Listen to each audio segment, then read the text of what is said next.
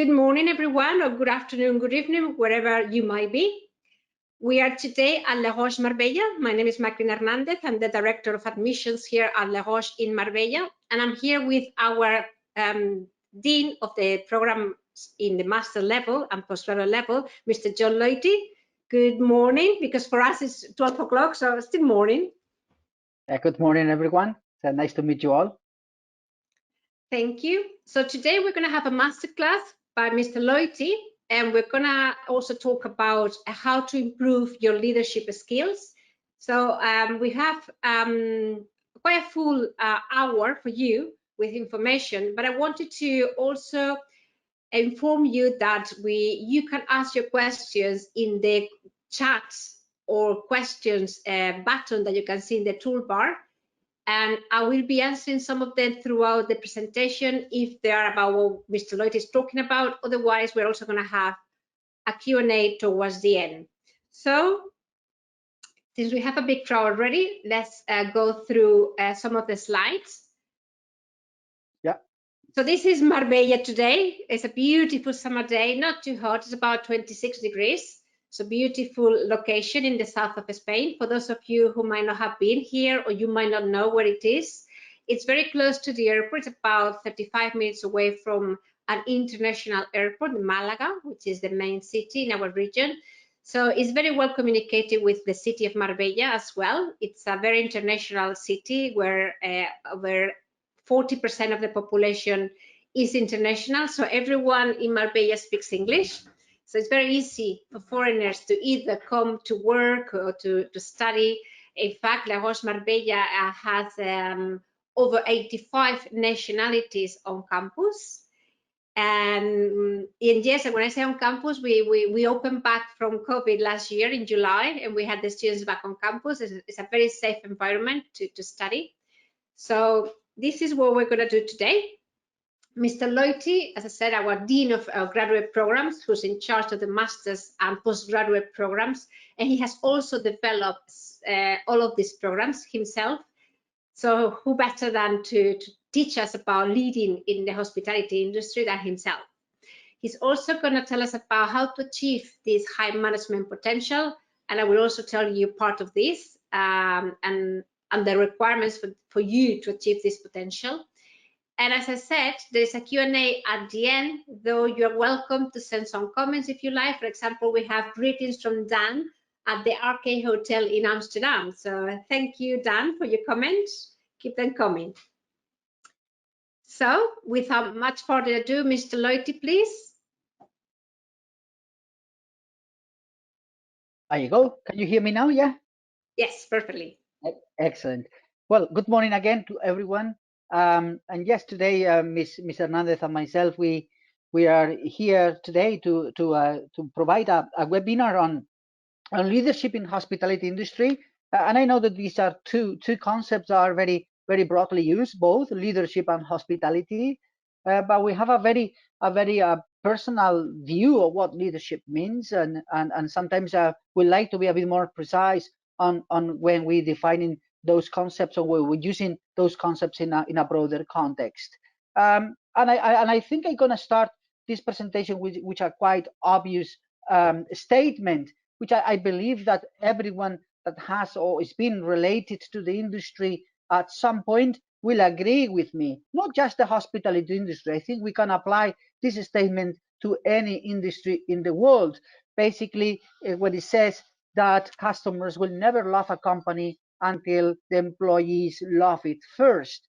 And particularly when we are talking about such a peculiar industry as the hospitality industry, I think it makes all sense. It's very difficult to provide a good service if our own particular inner atmosphere, if our inner world, if our personal world is not aligned to the organizational ones.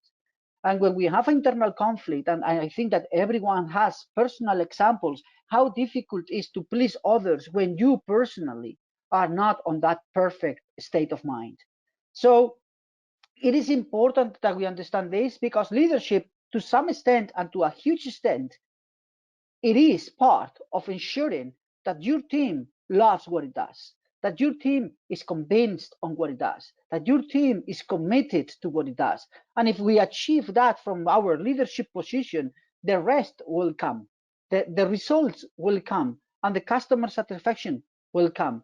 But it's important first that we place attention on those ones that deliver the service, on those ones that are there to give our customers a fantastic experience. So if we move on, Ms. Hernandez, yes, exactly. So I like to start in a very pedagogical way, if you want to say in that way. And I include two concepts, luxury and hospitality. Those concepts define what we do in campus to some extent. We are a school that focuses on high standards hospitality services, high standards hotel services. Therefore, I just Google in these common dictionaries. I didn't complicate myself too much, and I brought two definitions that are going to help us to deliver the presentation further. First of all, the definition of luxury, and then we had the definition of hospitality. And when we define luxury, the Oxford Dictionary, well known by everyone, says something quite interesting. It says luxury is a state of great comfort or elegance, especially when involving great expense and most of the times not necessary. So that's luxury as for Oxford Dictionary. Is comfort, okay? Comfort sometimes involving a great expense, not necessarily, and most of the times not necessary. Most of the times is not necessary. That's we agree all on that. If we take the second definition, which is hospitality, hospitality is defined by the same dictionary as the friendly and generous reception and entertainment of guests, visitors, or strangers. So when we meet both luxury, hospitality, then is when we start getting this merge of ideas. No? We are talking here about providing comfort in a friendly and generous manner. Is trying to provide an experience to those particular clients in a friendly and generous way, focusing very much on excelling and making sure that they are making or they are meeting the expectations that they have generated. So if we want first to meet our clients' expectations, we need to first understand for them what kind of expectations they are bringing to us. And those expectations normally are generated by us and by the clients, but we will discuss that slightly later. So if we move on, we can see that once we have that hospitality and luxury definitions clear, let's start thinking, okay, one hotel, how can we ensure that we meet those expectations?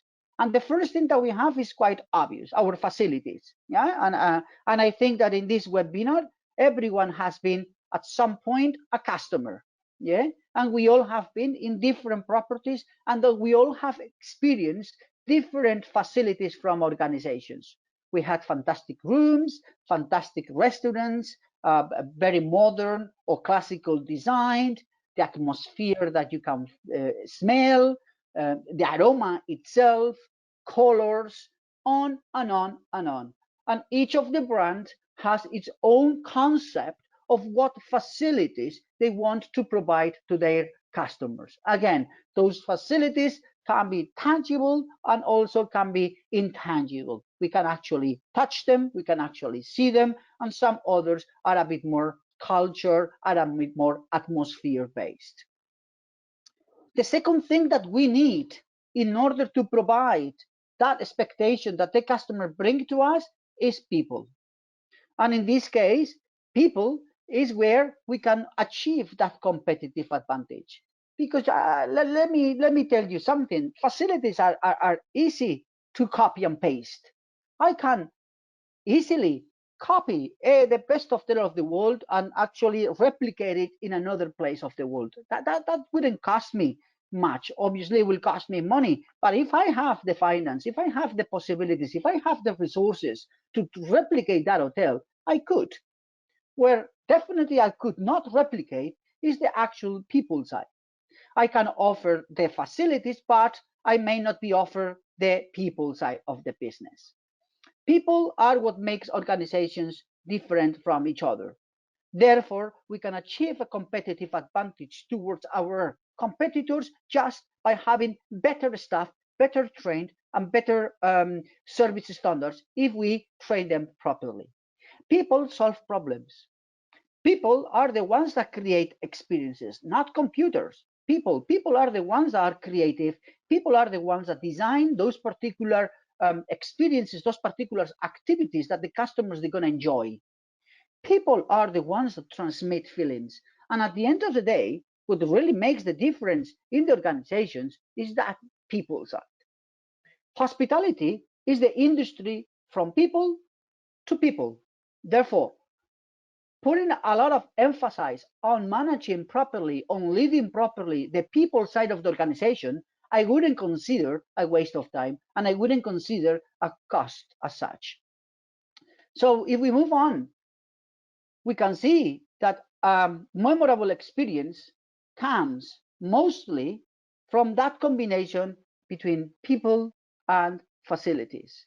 But the complex side, the difficulties for organizations are mostly on the people side. And that's where we're going to focus today's presentation. So yes, we want luxury hospitality. Yes, we want that. Yes, we want to offer to our customers the best experience possible. Yes, we have the right resources for it. Now focus on the people side, because people are the ones that will make the difference. So leadership is a privilege to better the lives of others. It is not an opportunity to satisfy personal greed. And I like to start the leadership part of this presentation by saying that sometimes we have the wrong concept of what leadership is. And sometimes we confuse leadership with management. Leadership is not management. Leadership is an attitude. Leadership is a personal choice. Leadership is a personal capacity.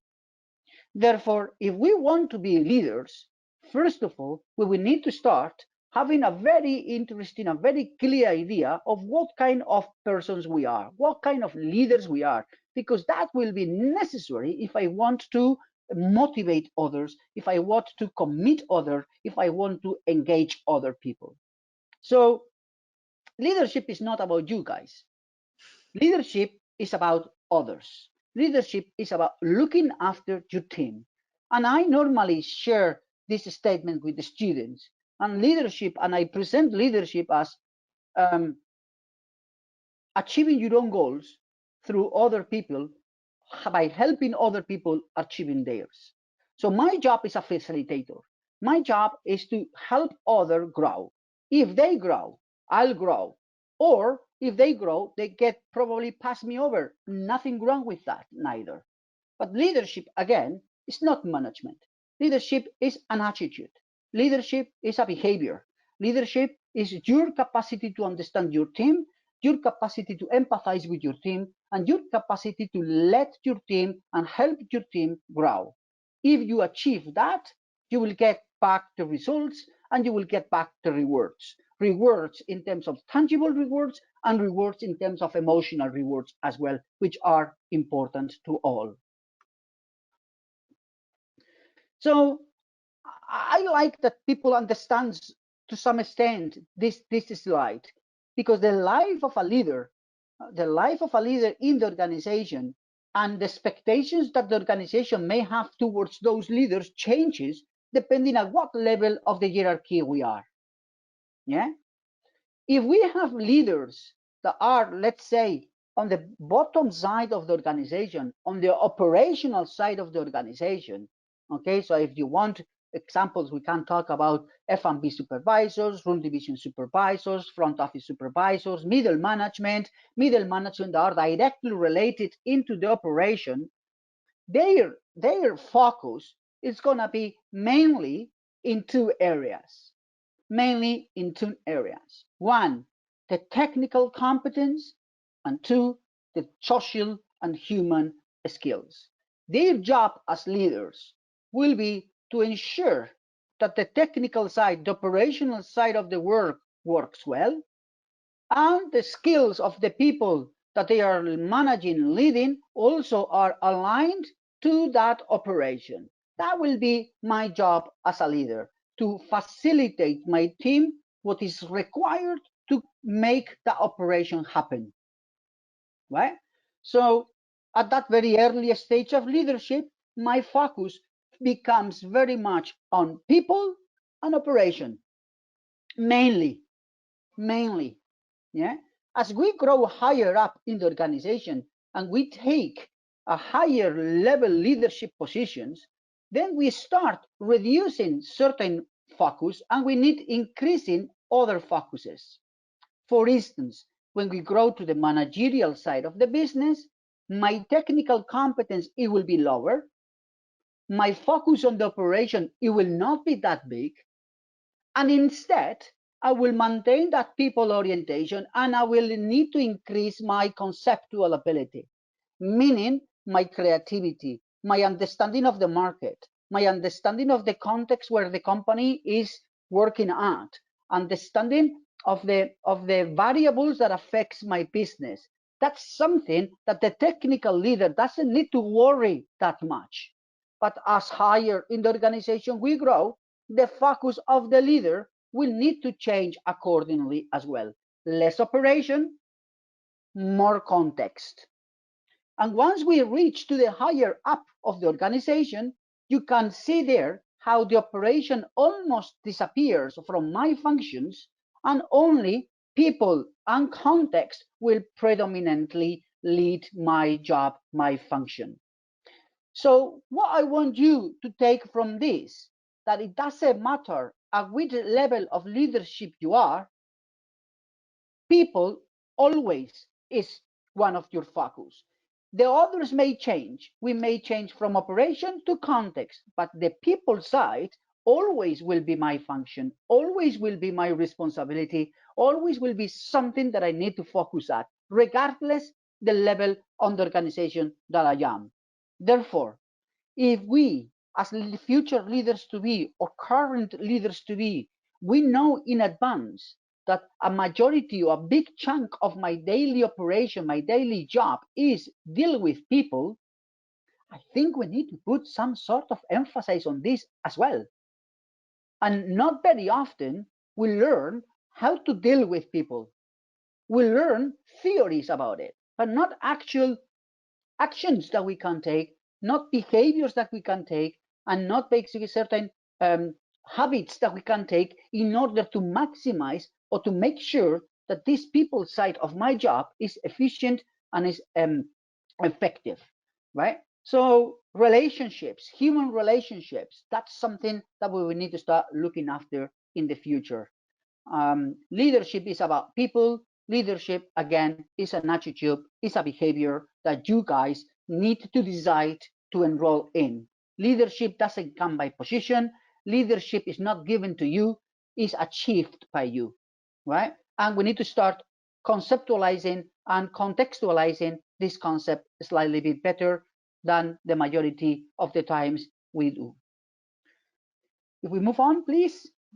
I like this. I like this since sometimes we think that performance comes by magic, yeah, that we achieve results magically, yeah.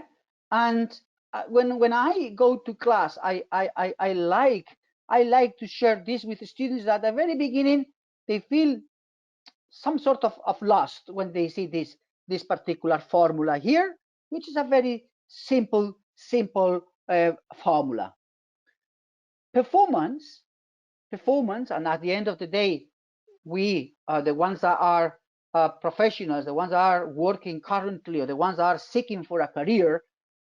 That's the objective of every single leader in the world, is to achieve performance. If your team performs, then obviously results will be there. But how we achieve individual and how we achieve team performance? Well, it's very simple and very difficult at the same time. Performance is the combination of two variables. Okay, performance is the combination of two variables. And if we want people to perform, we will need to work on both. The first variable, and P obviously stands for performance. the first variable that we need to look at is C. And C means competence. So if we want individually or as a team reach certain level of quality on what we do, first we need to be prepared for it. And by competence, we mean the skills, the knowledge, the abilities that are required to do the task that you are given. So we cannot have a high performing team if we don't have a competent team. And that's responsibility of the leader.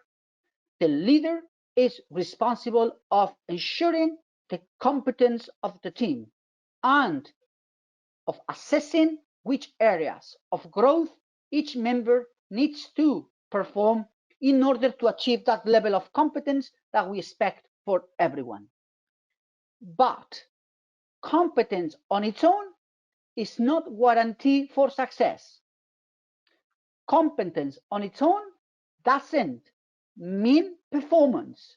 We need a second variable. And the second variable, it is a bit more emotional than, or a bit more intangible than competence. M. And M stands for motivation. So the leader's responsibility also is to achieve motivation on each of the members. And for that, we need to know them individually, because trust me, there are very little motivators that affect on the same way to everyone. Very little, not even money. Okay, not even money. So me as a leader, that's my responsibility. How can I make a high performing team? Very simple, providing my team with competence and with motivation. Now, that's the theory. How we do that? That's the complicated thing. That's the complex thing. And that's where individually we need to work on that. So if we take that statement, if we take that formula, if we take that particular definition, that particular explanation that I just made to you, then we get to that 5 level of leadership that we have on the title, and we can start on the development. I will be quite fast. We click on it and we start looking at the 5 different levels. Another one, if you don't mind, another click. That's it, until level 5, if you don't mind, Makrina. So we open all the way. That's it. Perfect. So leadership as team development also has that kind of grabbing factor. Okay, and we cannot pretend that from one day to another we have changed 150% our capacity and our understanding of leadership and the application of that on our teams. So there are 5 levels of leadership, and obviously we are looking at achieving level 5 to all of you. Yeah, but you cannot achieve level 5 if you don't achieve level 1. Okay, and that's the idea here, that you know, we need to progressively grow, we need to progressively learn, and we need to take experiences over our future careers where we can put in practice those particular foundations. You cannot become a leader from one day to another. Okay, we need to work on becoming a leader, and that's the idea that I want you to take from this seminar.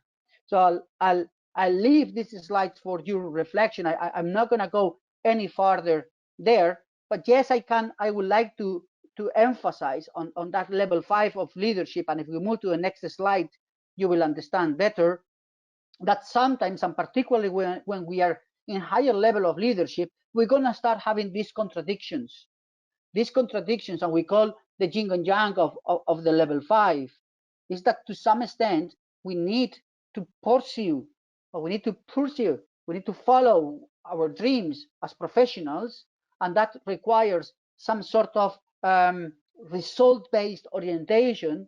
But at the same time, we need to follow a humility approach, and not always these both are that simple to combine. Yeah, if we are too humble, we may forget our professional will. If we are too profession focused, we may drop some sort of those personal standards down to achieve my own personal wills. Those ones that manage to achieve this balance in between personal values and professional will, those ones are the ones that will make the challenge constantly to the team, and you will achieve most. As soon as this gets unbalanced either in one side or in another, then probably your team will notice back your unbalance on that sense, and it will become a more aggressive or probably a more soft team in terms of how you approach them.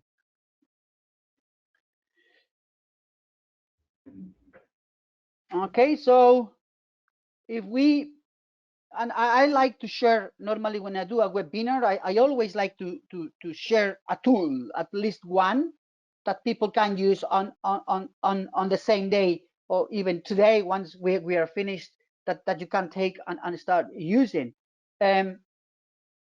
Leadership, as I said, is a behavior, is an attitude, as I said earlier, and it's very much an approach towards a professional career. Yeah, is somehow leaving behind a little bit your personal greed and start focusing more on other people's needs, so that they can help you after on your career as well. But leadership cannot be that simple, because one student one day in class told me, then what? Leadership is just being nice? And I says, no, leadership is not just about being nice, but you can be nice all the time, even though that's not meaning of leadership. Leadership means giving to each of your team members what the situation requires. Right? Leadership is not treating everyone on the same way. Leadership is not just rewarding the good ones. Leadership is not just punishing the bad ones. Leadership is ensuring that the whole team grows at their pace, but everyone grows. Some they will be growing faster, some they will be growing slower. But my job is everyone to grow. Right? Leaders is not about dismissing people. We will have to, probably, but that's not the purpose. My job as a leader is make each member of my team better, right? So I need to take a personal approach sometimes when dealing with my team, right? How we do that? Or which behavior should I use in each of the situations? So for that, we have a practical approach to team leadership, what we call the situational leadership. Yeah, and we're going to evaluate our team, each member of the team, based on two variables.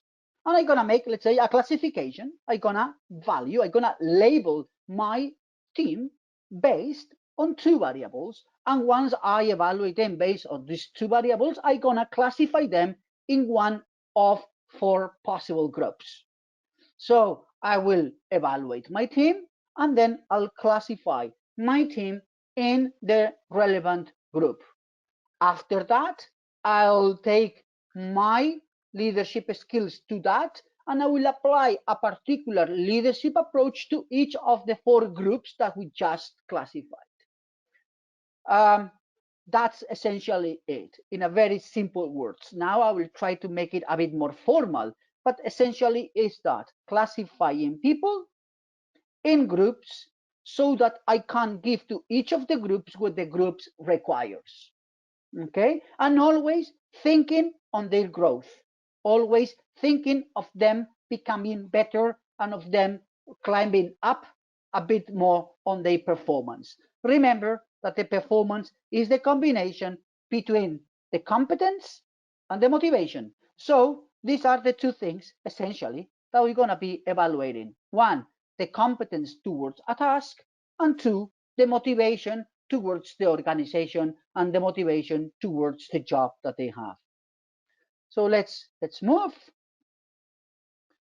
And we should have here again these 3 points. the diagnose, that means analyzing my team in these two variables, adapt my style, meaning give to each of the groups what the groups require, and third one, partnering for performance. From there on, we can hold hands and we can grow together.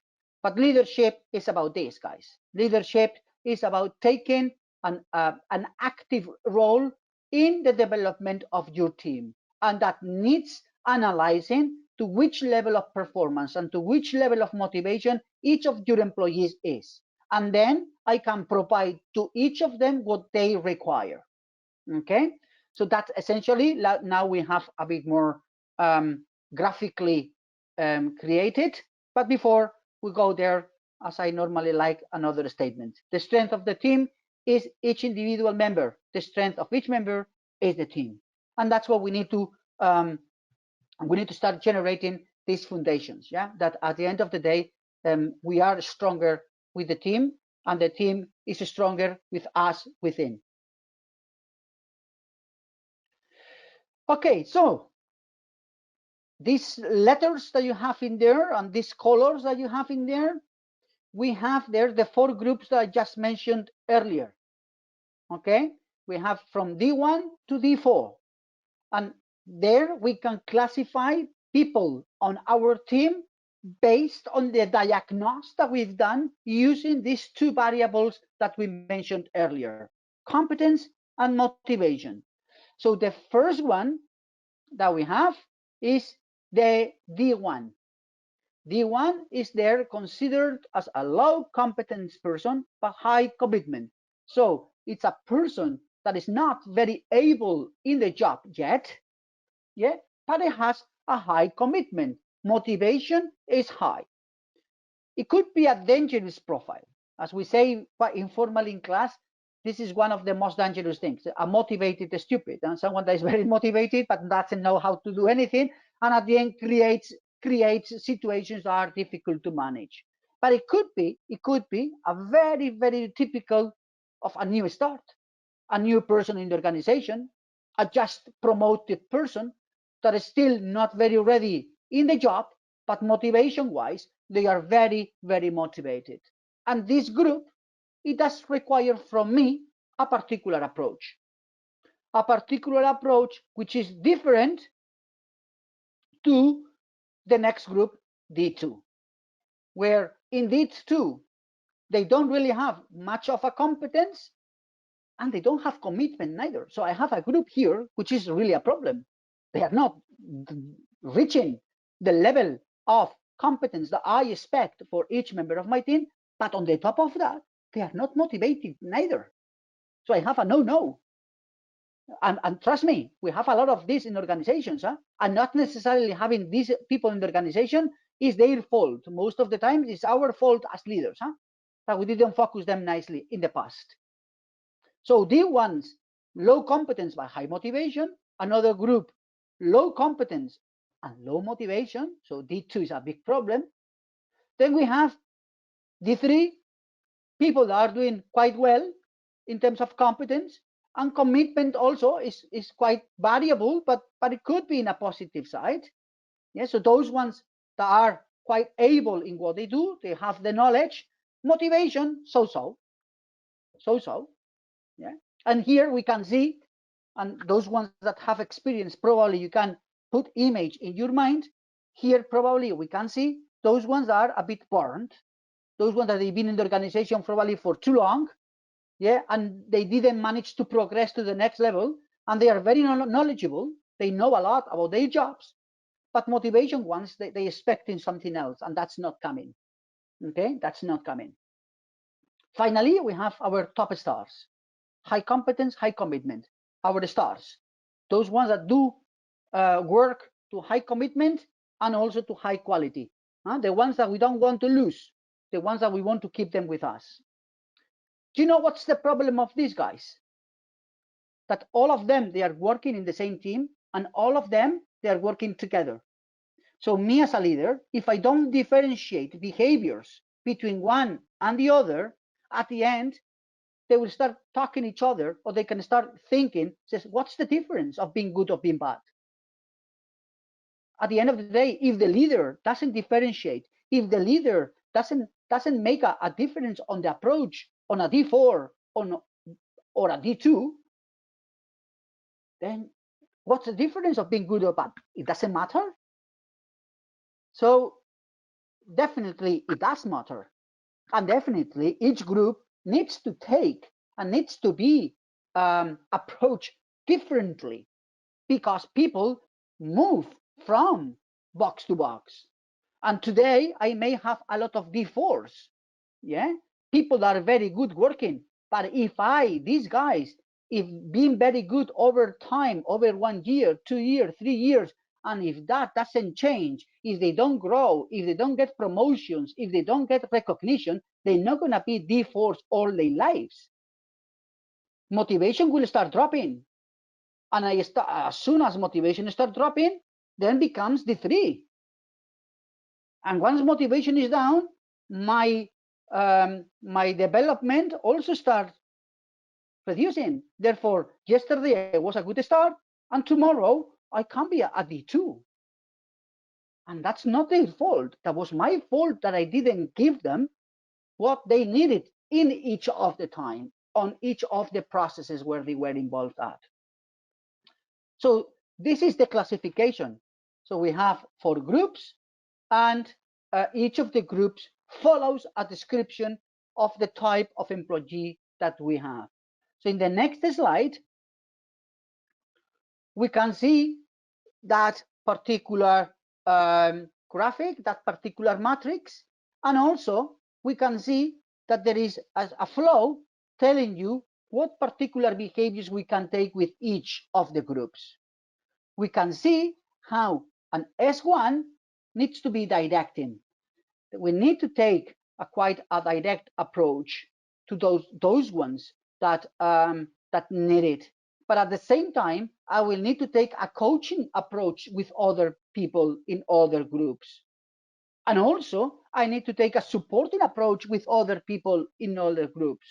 And at the end of the day, I will need to also take a delegating approach with other people. So essentially, me, one person, leader, I need to take 4 different behaviors on the same day, depending to whom I'm directing to, or depending to whom I'm talking to.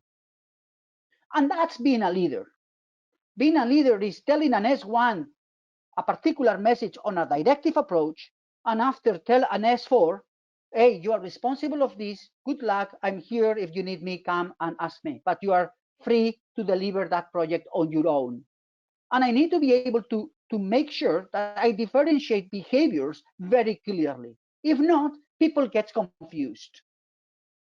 People start getting confused, not understanding why people in 2 different levels of performance at the end of the day gets the same behavior from the leader. And that's what we cannot allow, and that is what we cannot do, because we are not helping neither the goods and neither the bads. Let's move on. Okay. There you go. So this is the end. Yes. Hello. Sorry. Yes, we can hear you. Sorry. Okay. I was hearing some voices in the back, and I was thinking I was a question or something. So that's essentially the leadership styles that I was telling you earlier. We need a directing approach that the leader provides quite specific and quite direct behavior, but at the same time, the leader also needs to be able to delegate. And that's not that simple. That's not that simple, because each of us, the audience, myself, and Ms. Hernandez too, we have our own personality, we have our own comfort zone, we have our culture, we have our experience, and let me tell you that we feel more comfortable in 1 or 2 of these 4 behaviors rather than in the 4 of them. So what happens normally? That we tend to apply our comfortability to the team rather than giving to the team each of the required approaches or each of the required behaviors. So we apply a very peculiar leadership style, which is, let's apply what I'm more comfortable at. I don't apply what I am not comfortable at. And that's the mistake. And that's where they're going to be people in your team lost. They're going to be people in your team undermined. They're going to be people in your team that they don't feel that the leader is behind them and the leader supports them. And there will be others that they feel strictly the opposite. And that's what we cannot manage. That's what we cannot afford. So I will move on. Sure. So and we are constantly in that fight, yeah, because at the end everything is a matter of time. And yes, it's true that time flies, but we are managing that plane. We are managing that, and at the end of the day, it's a matter of understanding what you have in front and creating a plan. I cannot understand, I cannot believe that we have leaders with no plans for their teams. Okay, so yes, the time flies, but we can manage that time if we do it properly. And we need to start thinking on what I have in front and what I need to give to each of the people that I have in front based on the classification that I mentioned to you right earlier. So, conclusion, very simple points. If we go to the first point, please. There you go. Yes, it is important to understand the operational component of the business. Definitely, yes. But hospitality is not just room divisions and F&B. Hospitality is all about people, right? So we need to understand how to deal with that people. We need to understand what kind of people I have and what kind of behaviors each member of the team needs from me. Okay, so, and that's a fact, and that's a must. And lastly, there is something else that we need. What is that else? That else is basically yourselves. You cannot, and I say it for third time, you cannot be a leader if you don't know what your starting point is. You need to have a very clear vision of your inner world, of your personality, of your software, as I say to the students. Can I have the next slide, please? I was enjoying the Simpson one. Yeah, don't worry. So we are missing you. We are missing your part. And students sometimes have that feeling that, they don't really want to explore that much of what kind of characters they are. We need to do that, because based on that, then you know as well in which areas you need to focus to provide to your team what your team needs. And I give you a very, very, very, very basic example. Okay, let's take assertiveness. Okay, assertiveness is one of the questionnaires that I do with the students in class. Those students that score high on passive assertiveness, yeah, and the way of being, and if you want me an example, is those people that tend to say, let's say in a situation, tend to say yes when they want to say no. I don't know if you understand what I mean. Those people that have terrible difficulties to say no, terrible difficulties to stand on their position against someone else. We call them passive assertive. Those ones, they have real difficulties to take S1 approach, which is directive approach, because it's essentially being under or against their own particular way of being. And what they do, probably they look to another side, or probably they don't confront that problem the way they should. That's a problem. Now, if you know that you are high assertive, if you know that in advance, and if you know that that may cause problems in approaching certain groups of people, then and only then you can work on that.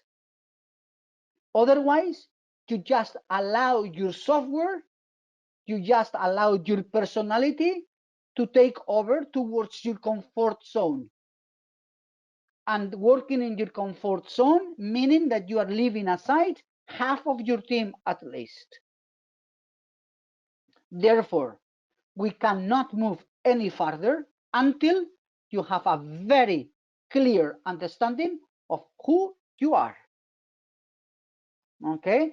Your comfort zone, your strengths, your stressors, what stress you out, your motivators, your capacity to build relationships, conflict management styles. All those things, they need to be very clear in your mind. You need to have a very clear understanding of how you function.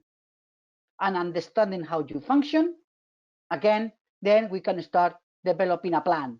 We can start saying, hey, John, I know you are strong here, but you are weak there. And if you want to be a good leader tomorrow, or you develop this part, or they're going to be people in your team that they're not going to be able to grow, they're not going to be able to develop as much as, because you are not giving them what they need. Okay? Finally, what I do in class, and if I move to the next slide, what we do in class is that we will support you on this process. Okay? So me particularly, and obviously I teach in the executive program this, and the idea is that every student at the end of the day end up with a very clear idea of themselves, and from there on we work on developing and understanding the leadership, the conflict management styles, the organizational behavior criteria, and many other things, but starting always from a very clear idea of yourselves. And from there on, we constantly will cross-check the theories that we teach against yourselves. And you need to understand which steps you need to take and which steps you need to develop if you want to be that leader that has that broad picture, that broad preparation to give to the team what the team needs. And obviously this is part of this is just a webinar of 40 minutes, which obviously I would love to go further, because obviously this is the area of my passion, I would say. Unfortunately, I cannot go any further, but yes, just allow you to know that this is part of a program. This is part of an executive program that we have on calendar shortly. So, Ms. Hernández, thank you very much for the opportunity that you gave me to share this webinar, and I pass the word back to you. Thank you very much. Well, thank you for your knowledge and for your passion. It's not easy to be such a good leader and knowing all the types of different team members that you have and how to manage each type of them. Absolutely. So, as Mr. Loiti said, we do have this executive program, which is a 9-month program, or it could be done in 6 if you complete the postgraduate part. If you do the 2 parts, let's say, you would do the masters, right?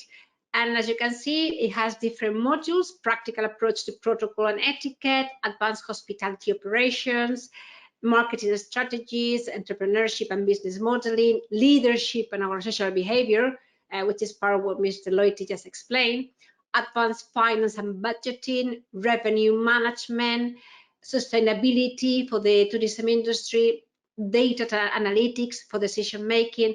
And then on the second part, you have crisis management, international human resources, international business strategy, hospitality for the real estate investments, project management, and applied project, which this part lasts for 3 months, which you can do throughout the program as well once you have completed the first 5 modules. But basically, it's compulsory for those doing the master level program. Okay, if you do just the first semester, you can do the postgraduate. You have to do also the internship, but you can do it at your own job, your company, or where you're working. Though if you do the masters, the internship is optional. Okay, so this is what we call the executive program, that it was developed exactly for people like you who are currently working and do not have the time to come for 6 or 9 months to Marbella, which obviously is a luxury. So we created something that helps you achieve this potential as a leader, but also combine it with your current job. So we have designed in a way that here you have all the modules that I just mentioned, right?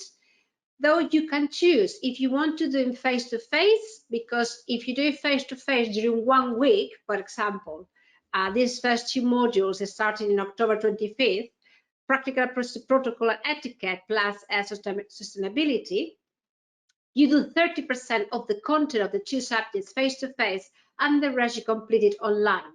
Though I can see there's people from very far away and it might not be practical to travel to Marbella for weeks throughout the year. So you have the option to do it fully online. Or like most people do, you can combine it. You can say, oh, I'm coming for the first week to Marbella, but I'm doing the rest online. Or I'm doing just the 6 modules on campus because it's hybrid. You complete the rest online. Or I'm not coming to Marbella at all. I'm doing it fully 100% online. And these are the dates where I have to complete the modules. So if you do it fully online, for example, you do these modules during a month, and after that month, you have to complete the assignments for those 2 modules and move on to the next module, okay? If you decide to do a module or a week on campus, you arrive on a Sunday, we pick you up at the airport, we take you to a hotel, and then in the morning, Monday morning, we pick you up at the hotel, we take you to class, that lasts till about 6 o'clock in the afternoon, evening, and then we take you back to the hotel. And that every day is a 1 day of the week where you're having dinner with the team as well. We take you to different places. I know we've taken them to, for example, Nobu to have dinner. I don't know, Mr. Loiti, if you could give some more examples of this. It's a dinner for doing the working as well. So obviously you get the experience of on campus, and then you finish your lessons on Saturday afternoon, and we take you to the airport and then to the next module. But as I said, you can combine it. You can do 1 or 3 or the 6 as you like. It's fully flexible. So it allows you to obviously combine it with your own job. It depends on the modules. You might find some more, excuse me, easier than others. If you come from the marketing side, or you come from the operational side, or you come from the finance side, depends on the module. You're going to go quicker through them than others, but an average of 5 to 7 hours per week that you have to dedicate to the program, okay? But at least you don't have to be a full-time student. So what do you need in order to join this program? There's a minimum age of 24, and you must have a bachelor degree for the master's level program or the postgraduate, sorry, a BBA, bachelor degree, yes. Though if you don't have a bachelor degree, you still can do the program. You can enter the PDD, which is exactly as the postgraduate level, the first 6 months. And then you can upgrade it to the master's program after being evaluated by the progression committee. Or you could start as a postgraduate student, you have a BBA, and then upgrade it and do a special progression towards the master level, okay? So everyone has a chance to do the master's program, which lasts the 9 months, while the postgraduate or professional diploma, PDD, it lasts the first 6 months. Work experience is also important because this is a program for people who already come from the industry. All of the programs in Les Roches Marbella have a practical side. The practical side on this program is an overview, protocol and etiquette. We're not going to show you operations because we assume that you come from the industry. However, if that's not the case, but you have 3 years of experience, but not in the hospitality or the operational part of the hospitality industry, we have a 2 weeks cross training program where you go through kitchen service, rooms division, etc. That can help you get into the level needed to do this program.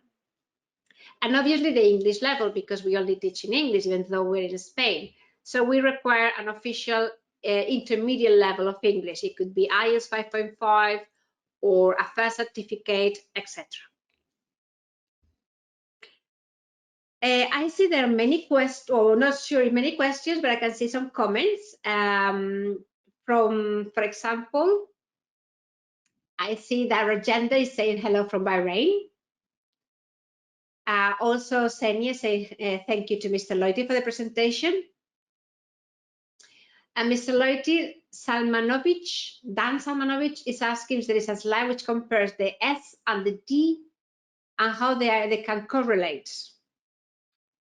Yeah, basically, what we do there is the D is the employee, the S is my behavior. So that's what we need to correlate. We correlate a behavior towards the employee that we have defined. So it's quite simple and quite straightforward.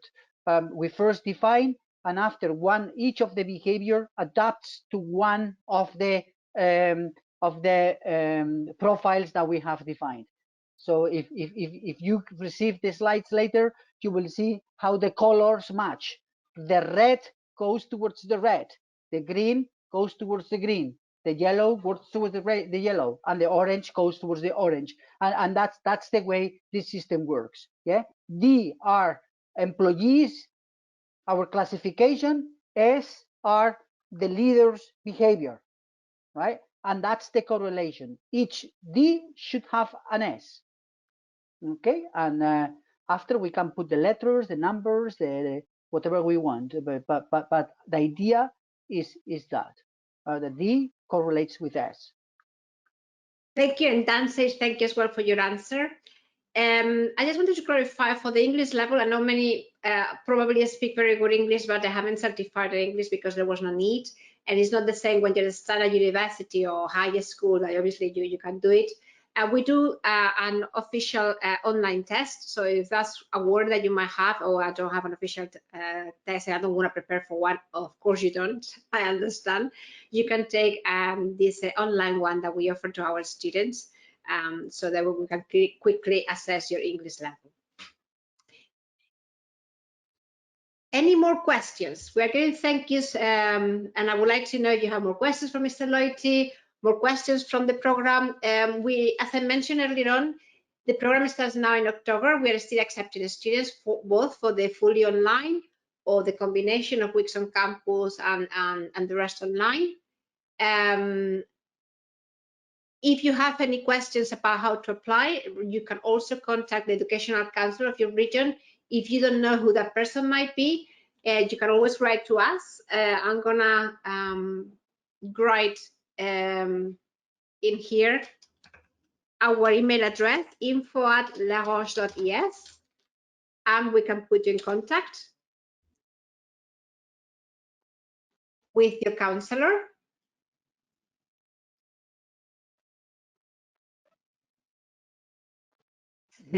We have a comment from, because we have in the audience one of our alumni, Ivan. Mr. Loiti, you know Ivan, and he's saying thank you very much from Madrid. I just completed the executive master and it's totally worth it. So I encourage everyone to do it. Thank you, Ivan. I'm reading his comment, I'm not making it up. So thank you. Also, maybe we can talk a bit about the internships, because if you do the postgraduate, you have to do the 6 months internship, but you can do it at your own company. So maybe, Mr. Loiti, you can just give us 2 minutes info on that, how they can complete the internship while they're at work. Yeah, well, at the end of the day, in the executive review, we understand the profiles of our students, and not necessarily are looking for an internship in a third party or in another organization.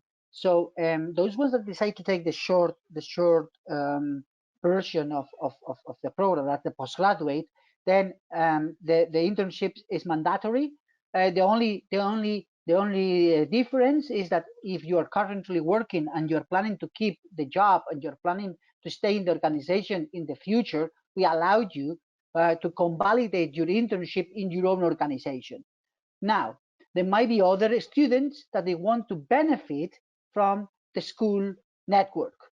And obviously, we are known because of our partners. We are known as well because of the organizations that come to recruit to us. And we know that it's not that simple to work on the top guns of this industry. Yeah, Four Seasons, Marriott, Starwood, Jumeirah, Hyatt, Mandarin Oriental. I mean, name the companies that you want. They all one way or another work with us and come to us.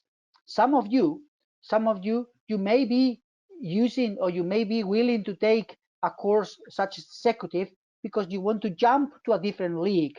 If you want to jump to a different type of organization, you want to type to a 5-star Grand Lux renowned organization that are worldwide or global, then the internship, it could be a good alternative for you.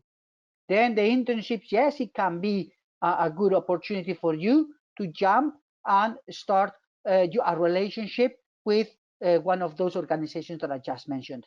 Sometimes here, the word internship, sometimes it seems a low quality operational position that you're going to be serving breakfast in hotels. No, we have internships of all kind, even sometimes jobs as well. So the career services, now we have a full department working on that. Career services will provide to executive students those opportunities that executive students need. Besides that, for executive, only for executive students, we also have a headhunter that collaborate with us and have individual meetings with you in order to find out better what your opportunities in the markets are and what kind of possibilities you may have in the future. Okay, so it is a very valid option for those ones, again, that you are looking or searching for an opportunity besides or beyond the organization that you might be currently working at, or that you want to have an experience somewhere else and after return back to your organization. In that case, fantastic. If you are not planning to leave your organization, you can tell us, hey, I'm staying where I am. I don't want the internship. Then what we do is we validate the internship with the current position that you are doing. But never we will force you to stop your career to do an internship, because we value your career and we value your time. And this program is you to grow, not to put you more barriers on the way. Thank you. We also have thank yous for you, Mr. Loiti from Ferran, from Barcelona. Then when I said that Rajender was saying hello from Bahrain, he just says now that he's already enrolled in the program and he's very looking forward to joining in October. So we're looking forward to see you as well, Rajender.